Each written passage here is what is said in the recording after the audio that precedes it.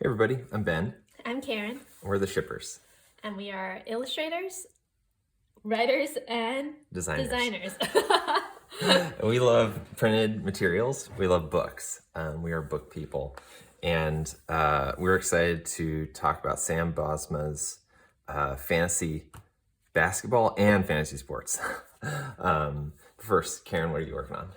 Yeah, so I am a greeting cards maker and illustrator, and here are two of my cards. I love doing life with you, and you help me grow. Two cards that would be a really great gift for a friend or your partner. And yeah, Absolutely. but you can find my work on www.karenshipper.com or on Instagram, karen.shipper. And Ben, what's up? So I'm working on, I'm wrapping up Joe Death and the Graven Image to be published at the end of this year, 2022, by Dark Horse Comics. And it is a skeleton with a little moth in his chest on the surface. But underneath, there's a lot of really fun, I think, storytelling and themes. And I think you should sign up for my newsletter at benjaminshipper.com to check out the behind the scenes stuff, some character designs, and I send out a weekly newsletter and really love doing that. So check that out, and I'll talk to you there. Let's dive in. All right. So this is the first iteration of his comic, and it came out in 2014 at SPX, Small Press Expo. And this is a Rizzo print. Yeah, I think the cover is Rizzo, and the Inside you like think it so? too. Yeah. Fun, nice paper, good like quality for just a small book and a first. I almost call it a zine, but I mean it definitely has a lot of pages, and it works great for a small run of. I don't know if it was a small run. It looks like it could have been a pretty small run for. Yeah, a book definitely, like that. definitely smaller than what it became. Like no ISBN, and definitely like handmade. And I think he graduated in 2009, I believe, from Micah, and was involved in just getting his stuff out there, seeing what's possible, and he was gravitating more towards storytelling, I think, at the time, and seeing what people were doing at SPX, and decided to throw his hat in the ring as far as creating a story. And then this came along. So this was published the next year in 2015 by Nobrow, and My guess is probably. I believe Sam is the founder of Nobrow. Is that his name? Sam Arthur is. Yeah, Sam Arthur. He probably saw this and knew that Sam Bosma was probably making a little waves and was like, this could be really cool as a series. Would you want to explore it? That's my guess. So that was my first thought, and then I read a little bit interviews, and it looks like they were talking before and trying to figure out a project. And Sam Bosma wanted to have the confidence of, can I do a comic? I think, and so he did this on his own without the oversight or just any other sort of hands in the stew. To see what he could do, and I think that was like such a professional decision to do. Don't get a publisher involved until you can actually do something that's worthwhile, and then start talking.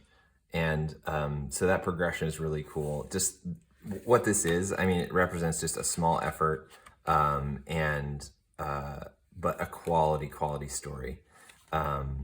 And different things obviously evolved. This became a series, so a title change obviously was involved, from not just basketball but to sports in general. There's some, if you do a little comparison on the two, other than the obvious size and color, just like the art itself is pretty neat, I think. This is a 2-color print, with, and then here you see like the characters getting a lot more like detailed and more defined of like their shapes in general. And this is the only piece of this that changed. So the cover is redrawn and recolored, but the interior pages are the same. except for the gray tones in this change into color here. But yeah. I love seeing like the type change too, like kind of finessing the fantasy. And yeah, like here the type is really nice and like neat. It really works well together. Whereas like in this one, fantasy, you definitely could see like where he could improve on it, especially on this like the T. It feels more like an I with a swoop on it, and the basketball having more dynamic, of a 3D shape to it. Yeah. So. And this is just a perfect test case, I think, for putting yourself into your work. So Sam loves sports. And I think hearing about it on an interview or reading it somewhere, he wanted to share his love of sports with kind of geeks and nerds, comic people or people that love probably like animation, anime, I mean, it's movies. Bring his two loves together in a way, right? Picture making, storytelling, and sports. Yeah. And really, I think creation is combination. So like you combine two things that are kind of opposite in a lot of like pop culture. You put them together and this is what you get. And I think it's extremely fun. So we'll flip through this one, the color version and the bigger size. But I did want to point out, this one just starts off with the two characters, Mug and Wiz Kid. But this one has an intro. So an expanded intro. And I really like these end pages too. They're just really fun. Yeah.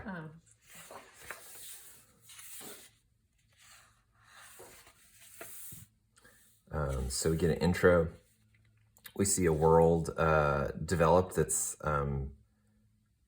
fantasy. I mean, it's extremely fantasy. It's like we got pyramids, we got flying birds, like sort of like flying owls for Harry Potter that deliver the mail. Great little details and color. It's a really fun fantasy take. That's adding a little bit like it kind of starts the world building here and kind of puts you in a bigger world if he decides to expand on it. And since it is a series, it's good to start with a kind of a more clear universe rather than just one story. Yeah, and it's really successful, just these couple added pages. But here we get Wiz coming in to the hall. Looks like the Order of the Mages. And just a little flame. Yeah, it's really fun. Very like Star Wars, where that eye pops out of the door. It's like a classic kind of like guard on a. I was actually thinking Miyazaki, but I'm sure there's influences. Very similar. Yeah. All similar, yeah. And this is some. I mean, his work I would classify as Amera manga. I mean, I think it's very influenced by manga. His work, but it's internalized and it feels fresh. So little school meeting, kind of she's an intern at the Order of the Mages, and this is the Archmage, and she's ready for a reassignment and wants someone new to work with. I really love the world. I really like this scene. It's like she steps into an ocean, like it's really fun. Definitely. Yeah, just like and it's how do you make a desk scene interesting? Yeah. Like, and it's not dark. Like I feel like a lot of times like these kind of scenes could feel really like dark or like looming, but this one's like pastel-y and like really just fun. Yeah, so true.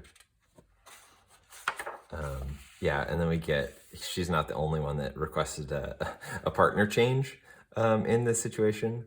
It is her mentor or her boss who also requested. So we got some like mutual disdain for each other. Two different characters entirely. Their size and physicality, their outlook and how they would do things, extremely different. And so it's a buddy cop kind of thing. I mean, they're not like buddies to start out with, but that's sort of the course of all buddy cop things, which is like they get to a certain place or an understanding with each other. But this expanded like little setup for them is really nice, and the nuances of like what happened with the character, it's really fantastic storytelling through a small amount of dialogue that packs a big punch. And even this little aside that she says to Mug, I thought was really clever. It's like there's this communication that they're having that WizKid is not doesn't know about. So that's really interesting. And I think that's a good setup to like what their characters and their dynamic is. I thought this was kind of interesting. Like, she's huge. She's huge, yeah. But then I almost feel like I want her to be even taller. Like maybe her head like just feels a little like too like big or something. I don't know. Like it doesn't feel the like tall looming ness of it. Yeah. But you understand what's happening. Yeah. Yeah. It's like it's there, but this reminds me a lot of like a Chinese like empress or goddess or something. Yeah. I don't know. Cool. Yeah. So here we start on the story that the original one was, and classic kind of dungeon crawl kind of thing happening.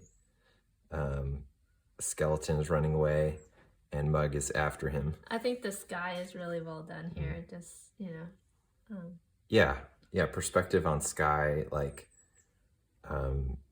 clouds. It's nice atmosphere. I think this really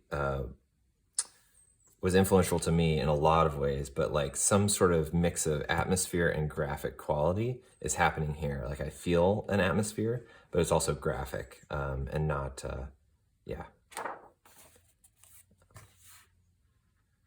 And runs away with the whistle. And Mug is, after this key to get into the treasure house. And they are treasure hunters kind of for the magical order. And he's all brute force, and he's just there to get the job done. And Wiz is much more relational. She's interested in doing the job. I think she's a professional too, but she's not. She would do it totally different. And it is a funny dynamic because most of the time you all think like, oh yeah, like I would side with Wiz, but she is the intern, so she has to kind of submit under her boss and take his lead. But you see that dynamic being played out, and it's really fun to see like how opposites are really good for each other. Yeah. And this really breaks into like manga type graphic storytelling. That's not literal. It's not literal that he can just blow up in size every time, as we'll see later. But it's communication. A very angry moment. And go on. They talk a little bit. More. Mug goes away. Now Wiz kind of gets the floor. She's up, and she accesses the key just by essentially being nice to this guy, which is always probably the thing that you could do.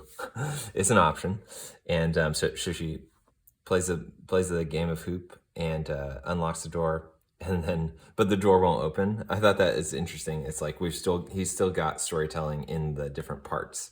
So she unlocked it, but how do we open it? It's still a rock door, and Mug just that's his job. Well, my question is, could he have done that in the beginning with not having to shoot the hoop? But whatever. Possibly, yeah. It's scrutinizing that would be. Yeah, I think it does. Really. It does the job for sure. Yeah. It is character moments being built, and they run on to an inner kind of sanctum, and you see all these like skeleton in a stadium, or yeah, just like a coliseum. We don't really know what it is, but there's a giant throne there with a three-eyed kind of necromancer kind of character, and very Egyptian kind of motifs. He's obviously wondering what they're doing. They're saying we're here to steal treasure, and he's the big dog in the event here, and I love this part. I like laughed out loud when I read this. Like the fact that it turned into a hot dog. Shoots an arrow, goes through a magic shield that is a basketball symbol, turns into a hot dog. It's like a hot dog. It's like silly, but it's so along the lines of what sports are. We eat hot dogs when we go see sports, and it fits together. Just this fantasy world and sports. It's not like there's any that he's not like trying to convince you like, hey, this is why people play basketball in this ancient world. It's just we're just gonna go and not scrutinize what the world. It's world building, but in a very smart way, by not saying intentionally or explicitly how the world is set up to incorporate both magic and these sports. It's kind of just for fun in a way. Yeah, it works. Totally fun throughout the whole book, and he's setting up a challenge. They don't really know what it is, but he turns the Colosseum into a basketball arena, and he's doing a little bit of like sharking or something, where it's like he's acting, or he's creaky, and he's an old mummy kind of thing, and so we're like, is he really going to be that good? And then he transforms. I love this because it's like he takes off his hat and his hair is the hat as well. Like it's like the afro. Yeah. It's great. Yeah. Hey. Yeah, and this part too, like look at that bod. The eye, he pops it out and it turns into a basketball. Like that's really fun. Everything. Yeah, things do things. I think Miyazaki as well. Like is someone he's looking at, and stuff happens in his world. Nothing's just stationary. Everything can be either destroyed or used or changed into something. I think it's really. And I want to point out like the paneling here. Like here, like the panels are the longest on this on the top row here, and because it's very vertical, like everything is kind of like creating that movement for you, and then as it like moves down, it like he adds a diagonal line for some like action and dynamicy. And then it's short because like it's almost like action packed. Like okay, boom, boom, boom. Like next page. A little subtle, not drastic, just subtle. And they start, and there's not really a question that Wiz is going to do it here. Mug's the guy.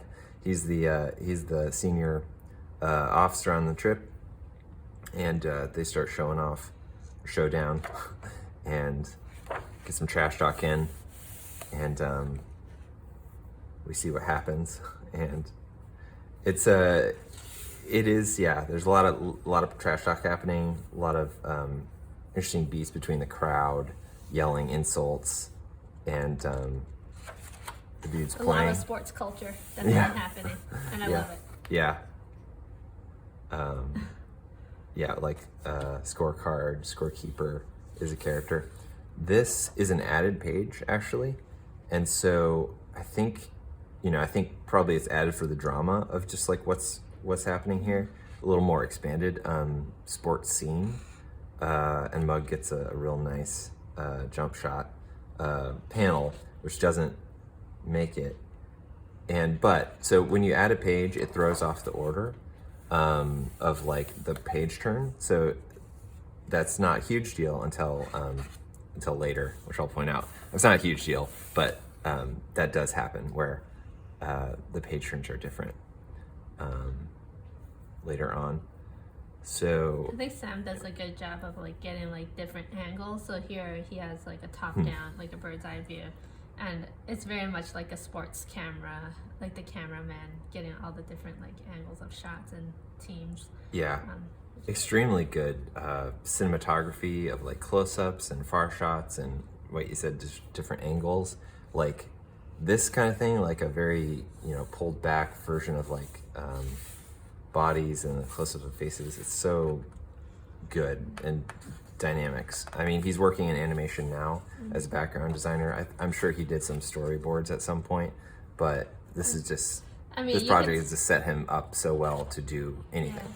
You can tell that he really has like a craft in anatomy. Like there's so much movement happening, but he does it so well.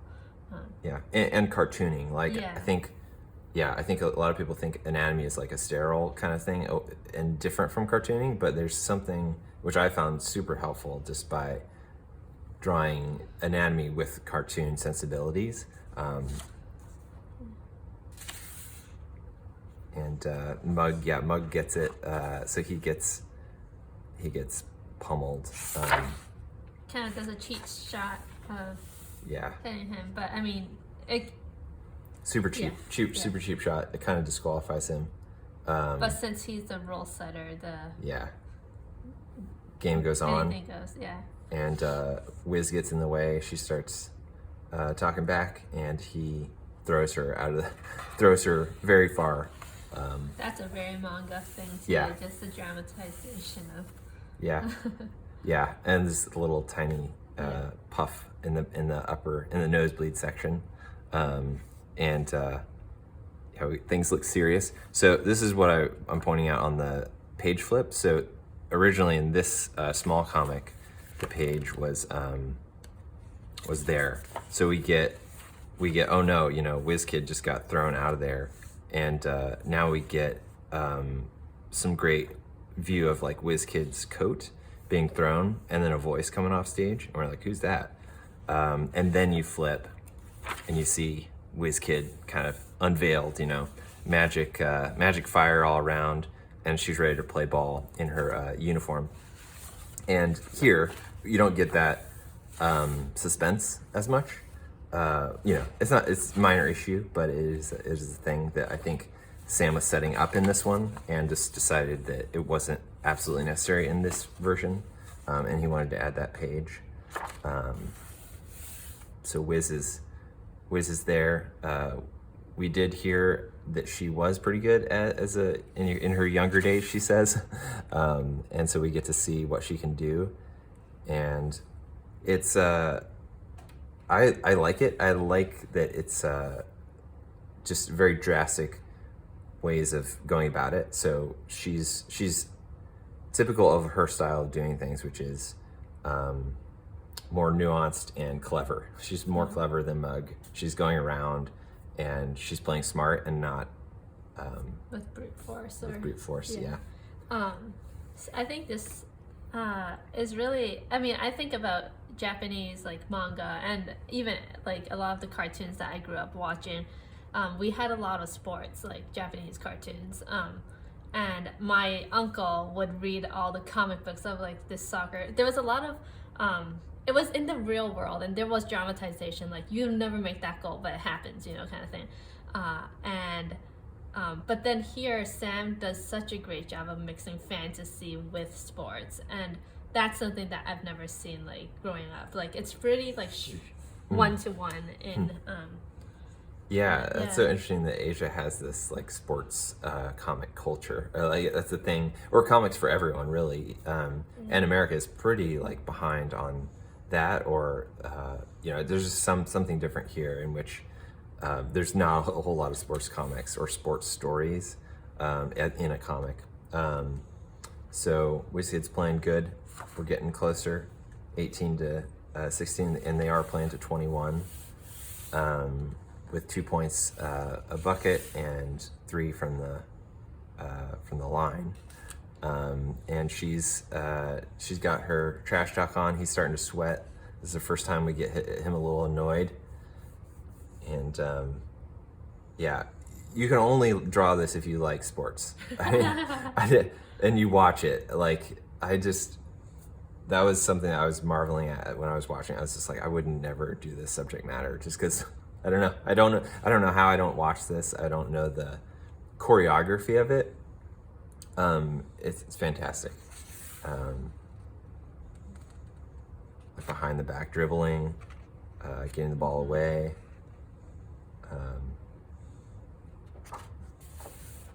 And here's kind of like the final last straw. Yeah. Yeah. Where he just so it's important. He steps on the line, and that disqualifies him from getting 3 points. So if he got it behind the line, he would have had 3 points, and it would have totaled 21. And his little scorekeeper guy, he's fun because that relationship that they built at the start, I think, is important. Like he's just faithful to the game, but maybe he's also not too keen on like this mummy man. This is terrifying, like this shot. Yeah, yeah, great exaggeration. Yeah. So fun, and yeah, this is great.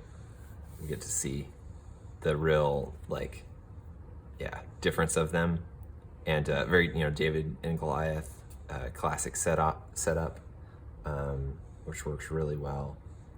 And she starts talking about how his body's old, might not be able to keep up.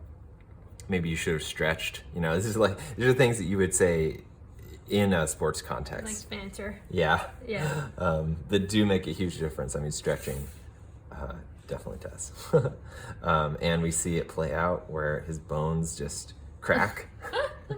And, it's just cartoon bones. We got a little green blood and sweat.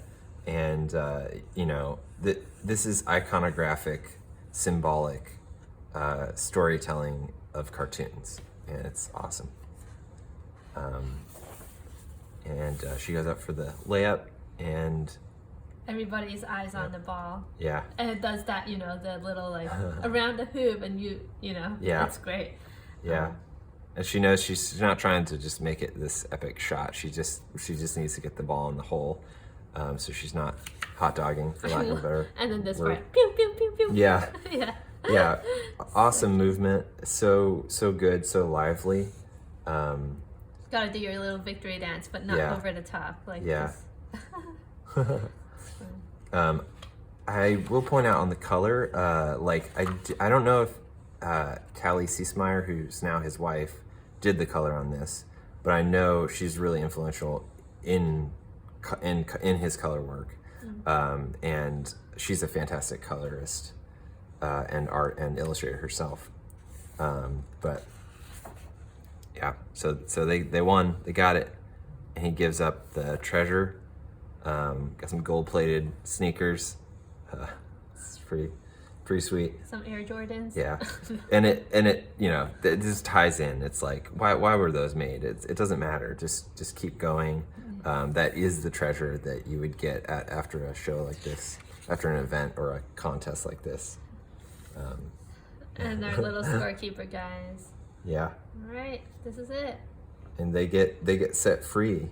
So he was imprisoning them all, and now they're ghosts. Now they get their spirits are set free, and He loses everything. His entire kingdom. yeah, But he wants a rematch. He's got to have that rematch to stay on top, and it's like it's sort of like a pathetic character that was at the top of his prime, and he just could not graduate to the next level of just saying goodbye to the game, and becoming, let's say, a coach, or becoming a sportscaster. Still staying in the love of it, but he's got to be that star.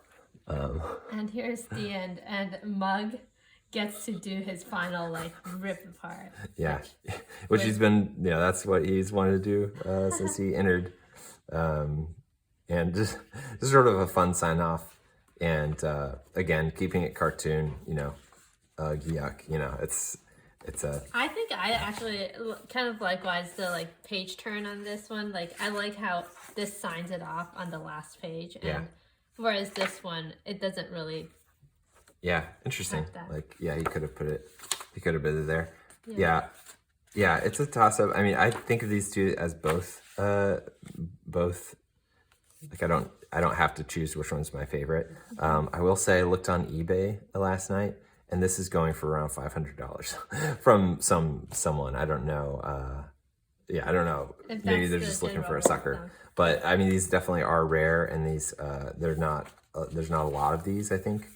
Just because he was doing it as a private, an individual artist. What made it influential to you? Why did you buy it in the first place? I think it was a new person doing comics, and it wasn't attached to any superheroes or legacy comics. So it was just this fresh vision of what do I like and what do I like? So I like fantasy stuff and I like basketball and sports. Let's combine that and have a story. You know, it's complete world building. It's complete intellectual property creation, in which he started in a certain place and went to a series of books. So these are the other two. There should be a fourth one coming out, but Sam is in animation, and animation pays a lot more. My understanding is than comics and book publishing. So we might be waiting some time for book 4, but these are also great. But the first one was really an eye opener to me, and I think a lot of people. Just because of that, it's everything. It's writing, it's drawing, it's art, and yeah, I think it set him up well for his career, just to kind of do, take the work that he wanted to do, and yeah, like backgrounds for Cartoon Network and now Disney, and that's all set up here. I mean, he's doing wonderful work with characters and really design as well. I can't talk enough about the design ability that he has, but we want to come back to comics. So go buy these online or at your local bookstore, and give these to anyone. You can give these to kids. You can give these to people that like sports, people like comics. They're just great. They're wonderful art pieces, and again, Nobrow book, and they're beautifully made in every detail, like the little spine. The spot gloss. Spot gloss, yeah. This one's volleyball. This one's golf, which is fun. Did you have a favorite of the two or the three? I watched basketball growing up, so to me this makes the most sense, and I think it was so fresh, especially when the first book comes out, when you have never really seen anything in this arena. Yeah, got that pun. Oh, I did. Super good. All right. Go purchase those. Check out Sam and his work, and follow us at I'm at benjaminshipper.com. And I'm at karenshipper.com. So see you next time. See you next time.